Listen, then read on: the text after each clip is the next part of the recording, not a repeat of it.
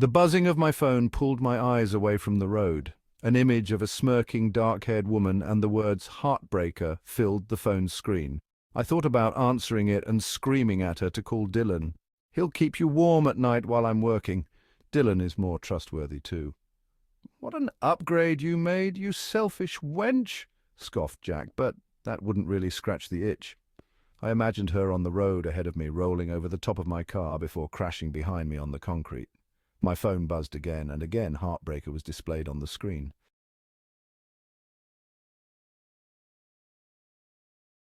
I reached for the phone just as the screeching of tires and the blaring of a horn pulled my eyes back to the road, an ambulance trying its best to warn me of the oncoming head-to-head collision. I pulled the steering wheel hard back into my lane, narrowly swerving around the ambulance. Its sirens grew quiet as it pulled away down the road. I exhaled and unclenched my grip on the steering wheel.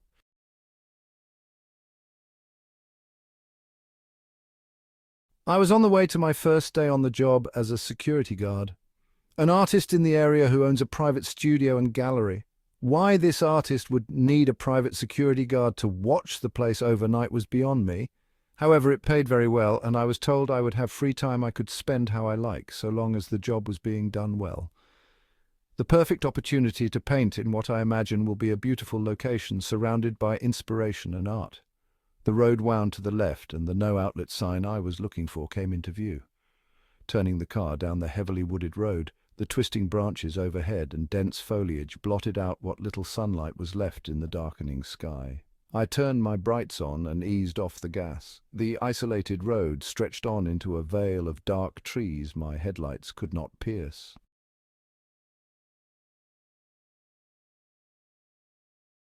I put it on, sat down, and opened the file. Inside was a single piece of paper with the rules of the job. I started reading through them. The black door in the basement is to remain closed at all times. What basement? I scanned the area around me and found the basement door was directly behind me. How did I not notice that before? It was one of the only sections of wall that wasn't glass. I really need to pay better attention. Sounds like something Heartbreaker would say. At the start of your shift, check that all windows and doors are locked, except for the door mentioned in Rule 1. At 10:30 p.m., cover the painting "An Evening in Red" with a sheet and promptly uncover it at 10:45 p.m. Oddly specific.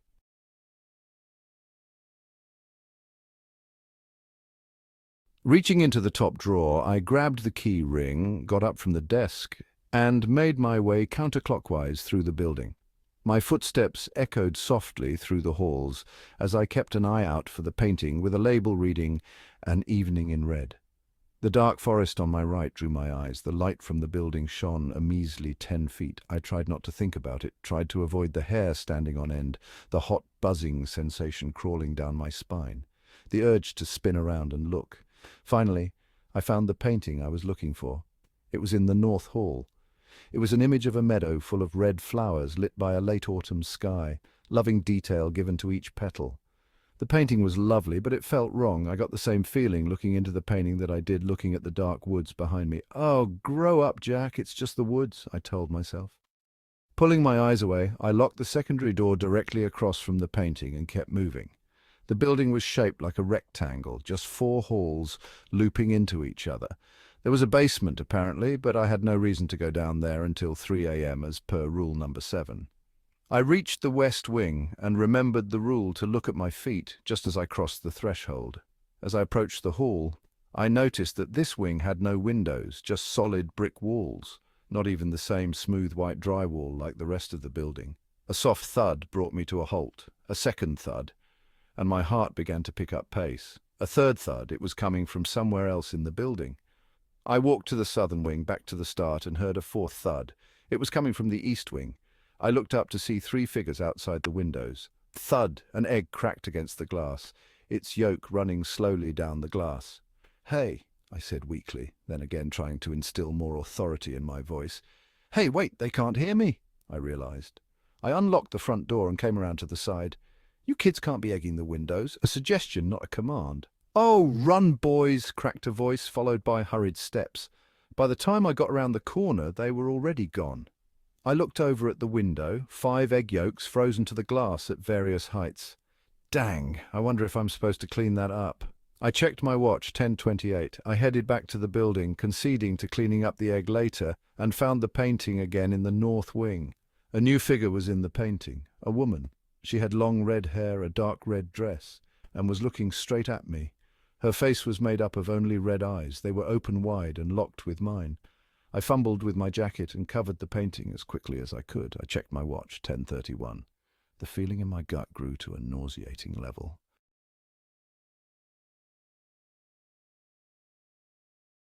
I had forgotten to lock it behind me. Soft footsteps approached the west wing. Was it those teenagers again?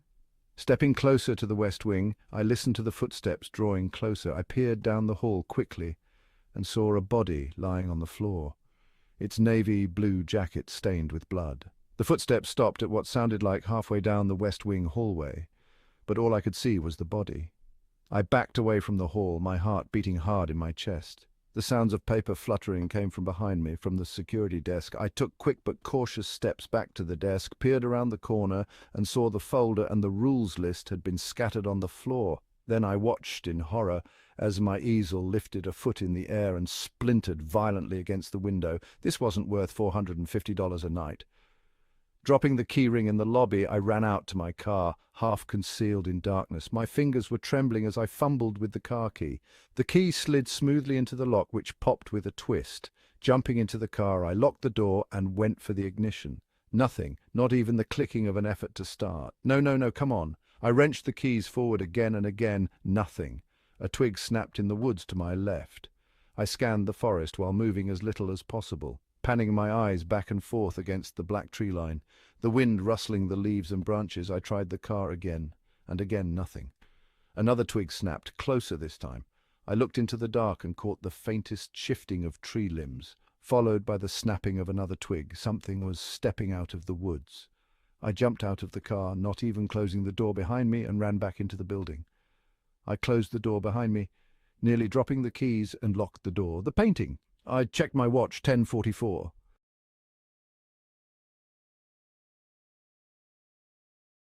Time came to turn off the breaker. Cool air flowed past me when I opened the basement door, and the smell of salt filled my nostrils.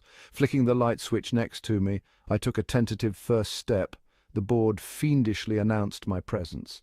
I held my hand against the stone wall and crept down the stairs, tensed, body half-turned, ready to spring up the stairs should anything happen. 3 steps left, 2 steps, 1. My foot landed on the concrete floor. The unfinished basement walls concealed a great many shadows. The landing was isolated from the rest of the basement, and there was an unfinished frame where a door would go 3 feet in front of me to the left. I inched closer to the frame and listened for a moment. Hearing only the sound of my heart, I peered around the corner. The room was bare, save for a black double door on the far side and the solitary breaker on the left wall. The double door was chained shut. A tall line of salt crossed the door. There was even salt placed on top of the door frame. I took a closer look at the door frame I was peering through. Salt filled the crevices in the unfinished wall surrounding the frame. My watch read 2:58. It was now or never. I took the first steps into the room. Just beyond the threshold, the room shifted in temperature. It was hot, swelteringly so. Stepping up to the breaker, I grabbed it, checked my watch, 2:59. With a beep, the screen changed to 3 o'clock. I pulled the lever down and the dim light in the basement went out. "Don't let go," whispered a voice behind me. Every muscle in my body locked tight. Hot breath fell on my neck, and still I felt a chill run down my spine. Good, now stand perfectly still. The door to the basement creaked open, and thudding footsteps began a slow descent. A deep moan echoed down the stairs, and the floorboards creaked with the uneven pace of the horrifying, painstakingly approaching. I counted the steps in my head. 1, 2, 3. It was halfway down. My fist clenched tighter on the breaker. I could feel my heartbeat in the palm of my hand. Wrong! The voice was still a whisper, but it was loud. And right in my ear, I said, perfectly still. I felt a sharp poke in my side, and I resisted the urge to flinch, fearing what would happen if I did. "Better," chuckled the whispering voice. The footsteps continued their slow descent. Another moan echoed, louder than before. It was full of sorrow and pain. the moan of a creature hungry for release. 1, 2, 3 more steps. With a soft slap, the horror reached the bottom of the steps, the creaking now replaced by feet shuffling. It was somehow slower on an even plane. Its steps were sporadic. It would take 2 or 3 steps in quick succession, then stand still like it was tired. Or perhaps like it was listening. Maybe it couldn't see in the dark. I tried to take small comfort in the thought. Another moan filled the basement, and the source turned the corner into the basement proper. Its chilling moan was all too clear, with nothing to break line of sight. "Yes, yes," whispered the voice. The steps stopped directly behind me, the smell of rot now filling my nostrils. "Now run!" A wet and meaty hand grabbed my shoulder. Panicking, I dropped to the floor out of its grasp. Scrambling on the floor, I made my way towards where I thought the exit was. "Stay down here," whispered the voice. Silently cursing, I found my feet, placed my hand on the wall, and tried to run away from the horror. The footsteps shuffled towards me. They were slow but steady now, enticed by the idea of catching me. I circled around the room, trying to keep away from it. It moaned again as it picked up its pace. I felt its hand graze me as it dove headfirst into the wall next to me. Its body crumpled loudly to the floor before rising again. "Now you may turn the breaker on and leave," whispered the voice.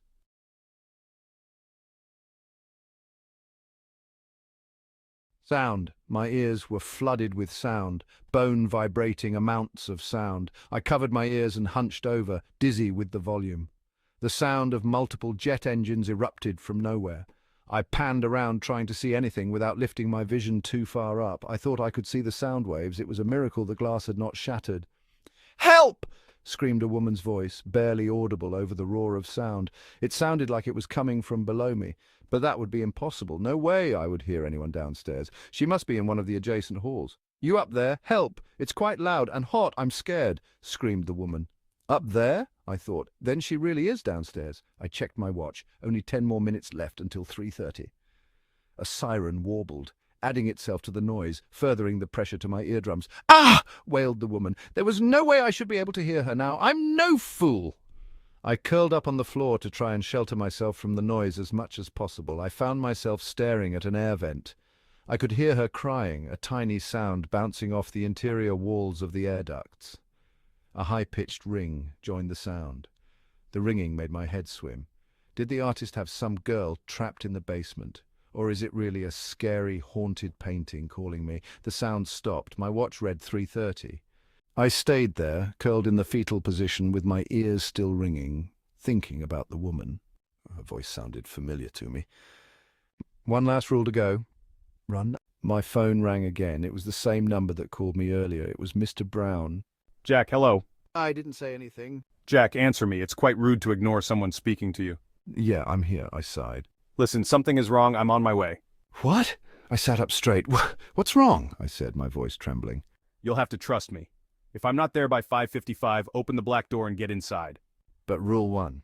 That was before Mr. Brown's voice cut off with static. I stood up and walked to the front door, checked it was locked, and walked back to my desk. Then back to the front door, back to the desk, door, desk, back and forth. I passed the time until 5:55, pacing, making sure my shoes were tied. I couldn't afford to trip while running. Maybe whatever I had to run from was outside. Maybe it would come up from the basement. I propped the chair up under the handle of the basement door. I continued my pacing. My desk shifted 3 inches to the right, and I felt the hot buzz of fear and panic start from the nape of my neck, spread down my spine and into my stomach. Twisting around to see what moved the desk, I checked the time, 5:55. It was time to run, but from what? The desk lurched again, and I felt something grab at my leg. I kicked on instinct and only found air. Cold tendrils crawled up from the veins in my foot. I turned to run and found I could not move my leg. I lost my balance and fell flat on my back, the air rushing out of me. A second icy tendril grabbed my other foot and started to drag me. I kicked again and felt one foot come free. Turning onto my newly freed foot, I threw myself in the opposite direction. My second foot came free. Scrambling to my feet, I ran, barreling down the south wing towards the west wing. Turning the corner, I looked dead ahead. Rule be damned. The body, the one from earlier, was there, now standing with its head hanging low. It stood against the wall, only turning slightly as I ran past it. A crash behind me let me know my pursuer was giving chase. I turned into the north wing. My heart was racing and thumped in time with my frantic footsteps. The paintings on the walls were yanked from the wall and thrown with great force into the glass. 3 paintings back, 2 paintings back, 1 painting between me and the invisible force. I turned the corner, my desk coming into view. It was in pieces. I imagined a similar fate befalling me should I be caught, ripped, smashed, and torn to pieces, scattered around the room. A mess for someone else to clean up. A second set of deep breathing joined in with mine. 2 events at once. Do I need to hold my breath? Could I hold it and keep this pace? I took a deep breath and slammed my mouth shut, still running for my life. The breathing was keeping in pace with me. The invisible force threw another painting into the glass, only 2 paintings behind me. Running through the south wing, my lungs were already protesting for more oxygen, back into the west wing. The body was now turned to face me and began to shuffle towards me. I locked eyes with my own face, my bloodshot eyes looking back at me with hunger. The painting directly behind me pulled from the wall. I tried to focus on my feet. Left, right, Help! called the woman from downstairs. In the north wing, splintered paintings littered the floor. The breathing stopped, and I took no time greedily sucking in air. Something cold licked my heels. I pushed myself harder. Please help me. Called the woman again. I placed the voice. It was Heartbreaker. I turned into the east wing and saw the basement door was open. I checked my watch as best I could. Did it say 5:57? It had only been 2 minutes and I could already feel myself slowing down. Feeling I had no choice, I ran to the basement, pulled the chair aside, stepped in and slammed the door shut behind me. The invisible force slammed into it behind me, sending slivers of wood spraying over me. Another slam and the hinges threatened to give way. I found the handrail and rushed down the stairs, turning into the basement proper and coming face to face with the black door. The basement door banged loudly on the concrete behind me and settled loudly on the concrete. I turned towards the door, felt for the keys, and found a lone key made of black metal. The basement door was shoved aside, only feet behind me. Help, let me out. Pleaded Heartbreaker. I covered the few feet, slid the lock into the keyhole, removed the chains and stopped. Help, let me out. I covered the few feet, slid the lock into the keyhole, removed the chains and stopped. Is this the right choice? The thought filled my mind, but I didn't have time to think it through. The rules say to never open this door, but I had broken many other rules and survived. Besides, Mr. Brown called and said to do it. The air around my neck began to chill as cold tendrils reached for me. Did the severity for breaking the rules increase as the list went on? I have broken rules 2, 3, 4 and survived. Did she deserve to be stuck behind this door? Was I saving her life or condemning it by opening it? She had betrayed my trust once before. Did she deserve this fate just for being unfaithful? Did the punishment match the crime? Perhaps I should forgive her. Trust she won't break my heart again. I slid the door aside and dove in. The cold tendrils around my neck uncoiling as I stepped in. A solitary painting hung on the opposite wall, lit by a single hanging light bulb. In it, a tall man dressed in black was surrounded by an ocean of red. There was no one in sight, no Heartbreaker. I turned, braced for the force, and the moment passed. Then another moment passed, then a third. I checked my watch, 6 o'clock in the morning. Hello. Oh, God. Is it over? I yelled out, stepping out of the room, or at least trying to step out of the room. The air was solid across the doorway. What are you doing? I told you to trust the rules. But you said when you called... I didn't call you. I told you I would answer questions in the morning. I can't. The air is quite solid. Wanna see? Rule 10, don't listen to him. Then slid the door shut.